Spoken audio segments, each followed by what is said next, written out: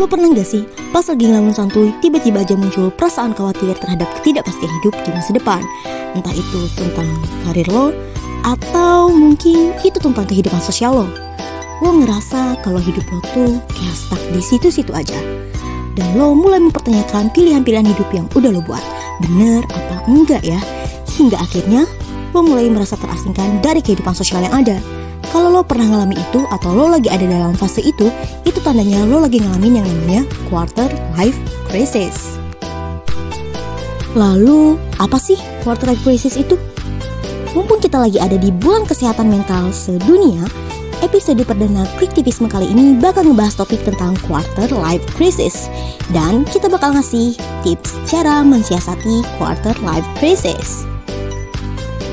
Menurut Fisher, quarter life crisis adalah periode krisis emosional yang terjadi pada usia awal 20-an yang disebabkan oleh perasaan khawatir tentang ketidakpastian hidup di masa depan, baik itu seputar relasi, karir, dan kehidupan sosial.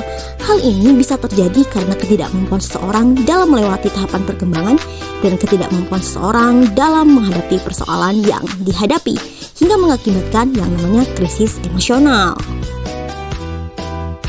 Lalu, apa saja faktor yang mempengaruhi terjadinya quarter life crisis pada seseorang? Ada dua faktor. Yang pertama adalah faktor internal dan yang kedua ada faktor eksternal. Faktor internal biasanya muncul di dalam diri individu itu sendiri. Contohnya adalah ketakutan pada harapan dan mimpi yang dibangun akan menjadi seperti apa dan bagaimana di masa depan nantinya. Nah, keraguan dan ketakutan inilah yang dinamakan krisis sosial. Lalu faktor eksternalnya adalah hubungan keluarga. Hubungan keluarga memiliki peran penting. Lalu ada hubungan percintaan.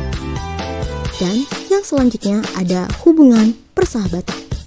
Nah, ketiga hal itu memiliki pengaruh yang akan menentukan berhasil atau tidaknya dalam melewati fase quarter life crisis.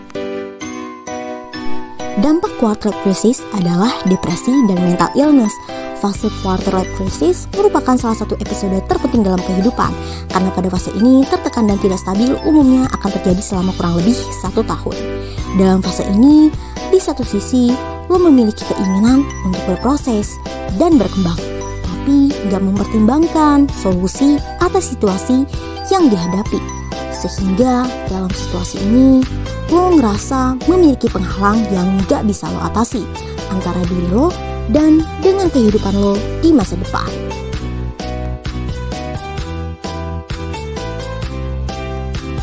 Cara ngolah quarter life crisis. Pertama, lo harus fokus sama apa yang penting saat ini. Coba investasikan diri lo sama hal-hal yang ngebuat lo lebih berkembang. Yang kedua, nulis jurnal. Nulis jurnal harian bermanfaat buat kondisi mental lo, sehingga lo dapat mengetahui isi hati lo. Yang ketiga, cari bantuan. Penting banget buat milih teman dan punya keluarga atau pasangan yang bisa support lo ketika lo lagi overthinking. Kalau lingkungan lo gak mendukung, lo bisa cari bantuan lewat komunitas kesehatan mental atau lo bisa ke psikolog langsung. Tips versi Kliktivisme dalam menghadapi quarter life crisis.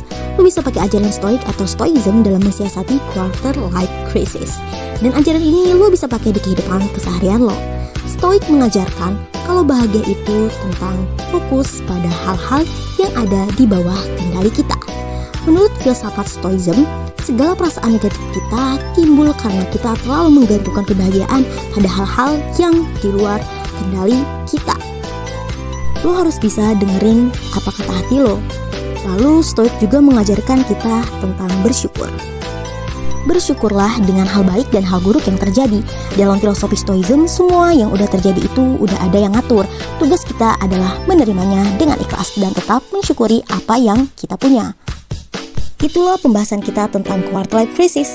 Terima kasih sudah menonton dan sampai jumpa di episode selanjutnya.